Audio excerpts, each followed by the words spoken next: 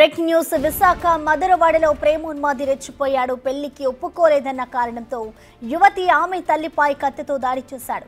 తీవ్ర గాయాలతో తల్లి అక్కడే చనిపోగా యువతి ప్రాణాపాయ స్థితిలో ఉంది. ఆమెను ఆసుపత్రికి తరలించారు.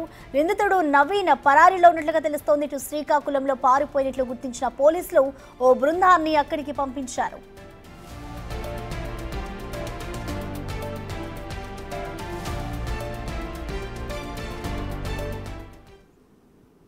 ఈ దాడికి సంబంధించిన పూర్తి సమాచారాన్ని మా ప్రతినిధి రాజు లైవ్ ద్వారా అందిస్తారు.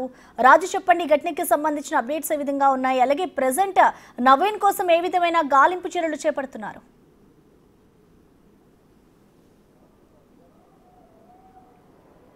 గత కొంతకాలంగా దీపికను ప్రేమించినటువంటి నవీన్ ఘాతకానికి పాల్పడినటువంటి పరిస్థితి కనిపిస్తోంది. ప్రేమోన్మాదిగా మారిపోయినటువంటి వ్యక్తి ప్రేమించిన అమ్మాయి తనని పెళ్లి చేసుకోవడానికి నిరాకరించింది. ఎందుకంటే చదువుకుంటున్నటువంటి అమ్మాయి ఖచ్చితంగా తన చదువును మానేసి పెళ్లి చేసుకుంటానంటే వెళ్ళిపోయేంత ఆలోచనలు అయితే ఇప్పుడైతే లేరు. ఖచ్చితంగా పెళ్లికి నిరాకరించిందనే ఉద్దేశంతో, దీనికి తోడు తల్లి కూడా పెళ్లికి నిరాకరించిందనే ఆలోచనతోనే ఈ ప్రేమోన్మాది దాడి చేసినట్లుగా తెలుస్తుంది. ప్రస్తుతం ఆ ఇంటి వద్దే ఉన్న మనమైతే చూడొచ్చు. ఇక్కడ ఈ విషయం తెలిసిన వెంటనే చాలా మంది సన్నిహితులు ఇక్కడికైతే వచ్చినటువంటి పరిస్థితి కనిపిస్తుంది. అదేవిధంగా పోలీసులు ఆ స్వయాన విశాఖ సిపి సంఖ్యపత్ర బాక్సీ కూడా లోపల విచారణ అయితే చేస్తున్నటువంటి పరిస్థితి కనిపిస్తుంది. ఒక్కసారి నేను ఇంటికి సంబంధించినటువంటి లోపల భాగాన, ఎందుకంటే లోపల దర్యాప్తు జరుగుతున్నటువంటి నేపథ్యంలో ఎవరిని కూడా లోపలికి వెళ్ళనిస్తున్నటువంటి పరిస్థితి లేదు. కనిపిస్తున్నటువంటి ఒక చెక్క డోర్ కనిపిస్తుంది కదా, ఆ చెక్క డోర్ నుంచి లోపలికి వెళ్ళి వాళ్ళు వెనక వైపున అయితే నివాసం ఉంటున్నటువంటి పరిస్థితి ఉంది. ఎవరు లేనటువంటి సమయంలో అటు దీపిక, తల్లి లక్ష్మి ఇద్దరు కూడా ఇంట్లో ఉన్నారు. తండ్రి కార్ డ్రైవర్గా పనిచేస్తున్నటువంటిది అయితే ఉంది. అతను డ్యూటీకి వెళ్ళిపోయినటువంటి సమయంలోనే ఈ హత్య అనేది జరిగినట్లుగా ప్రాథమికంగా తెలుస్తున్నటువంటి పరిస్థితి అయితే ఉంది. ముఖ్యంగా లోపలికి ఎవరు లేనటువంటి సమయంలో కత్తి తీసుకుని లోపలికి వెళ్ళినటువంటి నవీన్ అటు ఆ దీపిక మీద, అదేవిధంగా తల్లి మీద దాడి చేసినటువంటి పరిస్థితి అయితే ఉంది. అయితే ఇద్దరి మీద దాడి చేస్తున్నటువంటి సమయంలో నవీన్ అడ్డుకునే ప్రయత్నం అయితే చేస్తారు. ఈ నేపథ్యంలోనే తల్లి లక్ష్మిని విచక్షణ రహితంగా పొడిచినటువంటి నేపథ్యంలోనే ఇంటి లోపల గదిలోనే ఆమె సంఘటనా స్థలంలోనే చనిపోయినటువంటి పరిస్థితి కనిపిస్తుంది. అదేవిధంగా దీపికను కూడా గొంతు కోసి హత్య చేసే ప్రయత్నం అయితే చేశాడు. ఈ హత్య చేసిన తర్వాత అతను పరారీ అయినటువంటి పరిస్థితి కనిపిస్తుంది. అయితే గొంతు కోసినటువంటి వెంటనే అటు దీపిక కూడా ఆ వెనక గదిలో నుంచి దాదాపుగా ఇక్కడికి ఇంచుమించుగా 50 అడుగుల పైన ఉంటుంది. ఆ గొంతు కోసిన తర్వాత అతని గొంతుని పట్టుకుని ఆమె రక్తం అంతా కూడా బయటకు రాకుండా ఉండేలాగా కొంత కష్టపడుతూ బయటకు వచ్చినటువంటి పరిస్థితి అయితే ఉంది. అలా ఇప్పుడు ప్రస్తుతం పోలీసులు లోపలికి వెళ్తున్నటువంటి దారే దీపిక కూడా బయటకు వచ్చినటువంటిది. అంటే ఆ లోపల నుంచి ఇంట్లో హత్య ప్రయత్నం జరిగిన తర్వాత ఆ గొంతు కోసిన తర్వాత కూడా చాలా ధైర్యంగా, ఎందుకంటే లోపలే కనుక ఖచ్చితంగా అటు లోపల నుంచి బయటకు వచ్చే అవకాశం లేకపోతే దీపిక కూడా ఈ పాటికి చనిపోయే అవకాశం అయితే ఉండు. ఆ తల్లి చనిపోయినా కూడా ఇతను పారిపోతున్నటువంటి సమయంలో చాలా ధైర్యంగా లోపల నుంచి దీపిక, ఇప్పుడు మనుషులు లోపల నుంచి బయట నుంచి లోపలికి తిరుగుతున్నటువంటి వేలో నుంచే ఈ కనిపిస్తున్నటువంటి ప్లేస్లో చాలా చోట్ల రక్తపు మరకలు అయితే ఉన్నటువంటిది అయితే ఉంది. ఇంకోటి గేట్ తీసుకుని మనమైతే చూడొచ్చు. ఇప్పుడు నేను నిలబడినటువంటి ఈ ప్లేస్లోకి ఇక్కడికి వచ్చిన తర్వాత గొంతు పట్టుకుని రక్తపు మడుగులో ఉన్నటువంటి పరిస్థితి అయితే ఉంది. అయితే ఆ సమయంలో అంటే నేను నిలబడినటువంటి ప్లేస్లో కూడా రక్తపు మరకలు అయితే ఉన్నాయి. కానీ వాటిని చూపించకూడదు కాబట్టి రక్తపు మరకలు అయితే చూపించట్లేదు. ఇదంతా కూడా చూస్తున్నటువంటి ప్లేస్ని ఒకసారి మనం గమనించి చూస్తే ఇది రోడ్డు, ఈ ఎదురు షాపింగ్ కాంప్లెక్స్ ఉంది, షాపులు ఉన్నాయి, వెనక వైపు నివాసం ఉంటున్నటువంటి ప్రాంతం. కానీ లోపల జరిగినటువంటి ఈ హత్యకి సంబంధించి ఏ ఒక్కరికి కూడా తెలియలేదు. లోపల చాలా సైలెంట్గా హత్య చేసి బయటకు వచ్చినటువంటి పరిస్థితి ఉంది. ప్రస్తుతం మనతో పాటు ఎస్ఐ భాస్కర్ రావు గారు. అంటే మీ ఒంటి మీద రక్తం ఉంది, అంటే తల్లిని తీసుకొచ్చినవా లేకపోతే గొంతు కోసినటువంటి ఆ దీపకి సంబంధించిన హాస్పిటల్ తీసుకెళ్ళిన సమయం? మాకు ఇన్ఫర్మేషన్ వచ్చిందండి. అమ్మాయిని ఇమీడియట్గా సేవ్ చేయాలనే ఉద్దేశంతోనే నేనే అమ్మాయిని హాస్పిటల్ తీసుకెళ్ళి అడ్మిట్ చేశాను. ఎట్లా ఉందండి ప్రస్తుతం? అంటే మీకు ఉన్నటువంటి సమాచారం ప్రకారం అమ్మాయి పరిస్థితి ఎట్లా ఉంది? అంటే మరి నాకు తెలియదండి. హాస్పిటల్ అడ్మిట్ చేసి మళ్ళీ నేను ఇక్కడికి వచ్చాను. గాయం ఎక్కడ ఉందండి అసలు? ఇక్కడ కోసారండి, అది ఒకటే తెలుసు. అంటే పోలీసులు కూడా కొంత ఇప్పుడు పూర్తి స్థాయి సమాచారం లేదు కాబట్టి వాళ్ళు మాట్లాడడానికి కొంత ఇబ్బంది పడుతున్నటువంటి పరిస్థితి అయితే ఉంది. ఇప్పుడు మన దగ్గర ఉన్నటువంటి ఈ వ్యక్తి వీళ్ళ దగ్గరే ఆ దీపిక తండ్రి కూడా ప్రస్తుతం డ్రైవర్గా పనిచేస్తున్నటువంటి పరిస్థితి అయితే ఉంది. అసలు ఏంటి ఏమైనా తెలిసిందా, మీకు ఏమైనా చెప్పాడు ఆయన? మాకైతే ఇంకా తెలియలేదండి. మాకు ఇలా జరిగిన ఫోన్ వచ్చింది, మాట్లాడిన పరిస్థితి ఉన్నాడు, అసలు ఏం జరిగింది చూద్దాం మేము వచ్చామండి. అంటే ఆ టైంలో తండ్రి కూడా మీ దగ్గర డ్యూటీలో ఉన్నారా? డ్యూటీలో ఉన్నారు. డ్యూటీలో ఉంటే తనకు ఫోన్ వచ్చింది.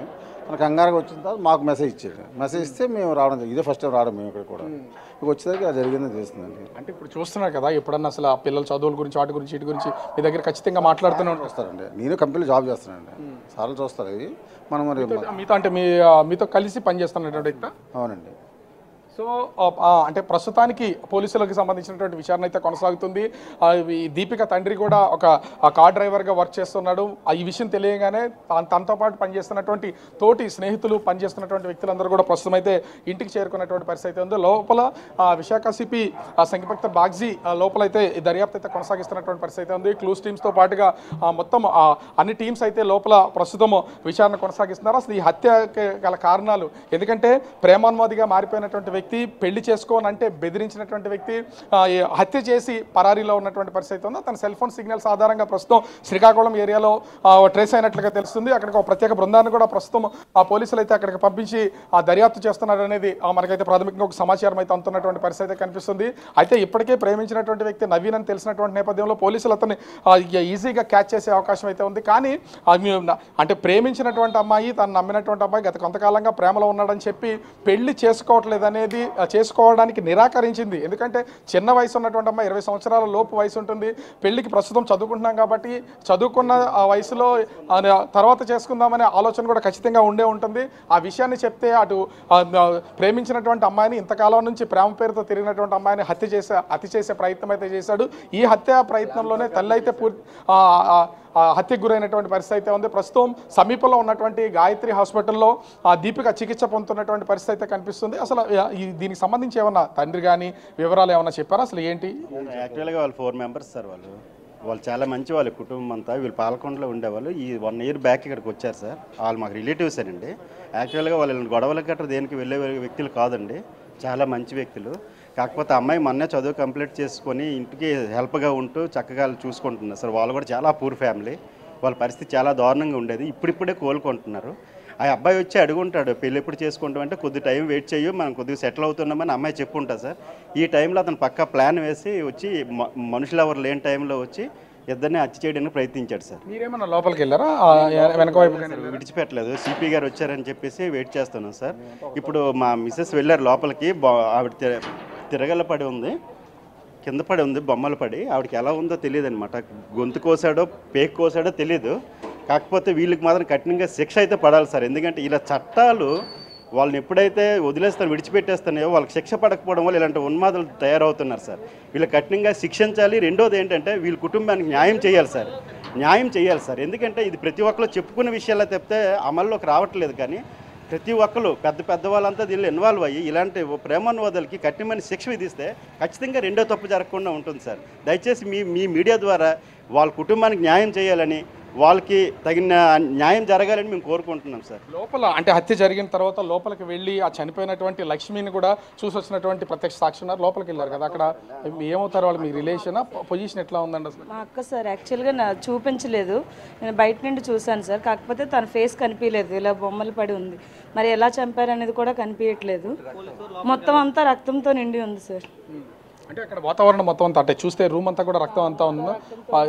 అంటే తల్లి కూతుల మీద దాడి చేసే సమయంలో రూమ్ అంతా చెల్లాచెదరైపోయినా కనిపిస్తుంది. మేబీ సార్ అలాగే జరుగుంటుంది. యాక్చువల్గా ఎవరు లేని టైంలో అబ్బాయి వచ్చాడు సార్. అప్పటికే అమ్మాయి కూడా యాక్చువల్ తనకు ముందే తనకు చాలా భయం ఎక్కువ సార్. మరి అసలు ఏం జరిగిందో తెలీదు. మొత్తానికైతే తనంతా ఆ రక్తపు మడుగులోనే ఉంది సార్. మొత్తానికి తనకు మాత్రం న్యాయం జరగాలి సార్. అలాంటి వాళ్ళని చాలా కఠిన శిక్ష వేయాలి సార్. నిజంగా ఇలాంటివి ప్రేమోన్మాదులు చాలామంది తయారవుతున్నారు. ఈ జనరేషన్లో ఆడపిల్లలు తల్లిదండ్రులను చాలా భయపడాల్సి వస్తుంది సార్. ఇది సీఎం వరకు తీసుకెళ్ళండి, ఇలాంటి వాళ్ళని శిక్షించండి సార్. సో చూస్తున్నాం, ఒక పక్క నుంచి విచారణ అయితే కొనసాగుతున్నటువంటి పరిస్థితి కనిపిస్తుంది. అంటే ఆ ప్రేమోన్మాది దాడిలో అటు తల్లిగా చనిపోయినటువంటి పరిస్థితి ఉంది. ప్రస్తుతం ఆ కూతురు దీపిక గాయత్రి హాస్పిటల్లో చికిత్స పొందుతున్నటువంటి పరిస్థితి ఉంది. అయితే దాడి చేసినటువంటి ప్రేమ పేరుతో ప్రేమించాడు, పెళ్లి చేసుకోవాలని ఇబ్బందులకు గురి చేసినటువంటి పరిస్థితి ఉంది నవీన్. అతన్ని కఠినంగా శిక్షించాలి. కేవలం కేసులు పెడుతున్నారు, చట్టాలు ఉంటున్నాయి, కానీ అది న్యాయం మాత్రం జరగట్లేదు. ఖచ్చితంగా ఇట్లాంటి వాడిని కఠినమైనటువంటి శిక్షలు వేయాలని చెప్పేసి ఇక్కడ స్థానికంగా ఉన్నటువంటి వాళ్ళతో కలిసి పనిచేస్తున్నటువంటి వాళ్ళు కోరుతున్నటువంటి పరిస్థితి ఉంది.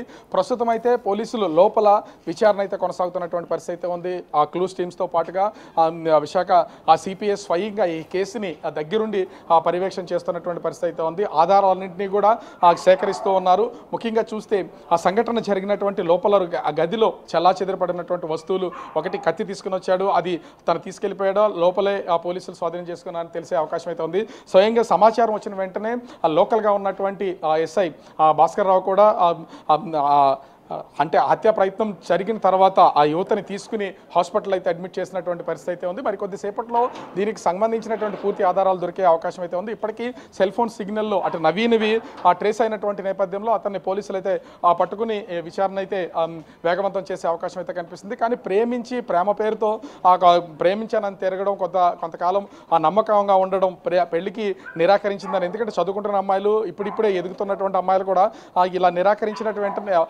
చంపడం అనేది చాలా దారుణంగా కనిపిస్తున్నటువంటి పరిస్థితి. కొంతకాలం ఆగితే ఖచ్చితంగా పెళ్లి చేసుకునే అవకాశం అయితే ఉండు. ఇలా పెళ్లికి ప్రస్తుతం నిరాకరించిందని ఆమె మీద దాడి చేయడంతో పాటుగా తల్లిని కూడా హత్య చేసినటువంటి పరిస్థితి ఉంది. అయితే గాయత్రి హాస్పిటల్లో చికిత్స పొందుతున్నటువంటి దీపిక పరిస్థితి కూడా కొంత ఆందోళనకరంగా విషమంగా ఉందని తెలుస్తుంది. మరి ఆమెకి సంబంధించి ప్రస్తుతం అయితే చికిత్స జరుగుతున్నటువంటి పరిస్థితి ఉంది. మరి కొద్దిసేపట్లో ఆమె ఆరోగ్య పరిస్థితి ఎలా ఉందనేది తెలిసే అవకాశం అయితే ఉంది. పోలీసులు మాత్రం పూర్తి స్థాయిలో కేసు మీద నిమగ్నమై స్వయాన సిపిఐ రంగంలోకి దిగి కేసును దర్యాప్తు చేస్తున్నటువంటి పరిస్థితి కనిపిస్తోంది. Prasanna. Right Raju, thank you.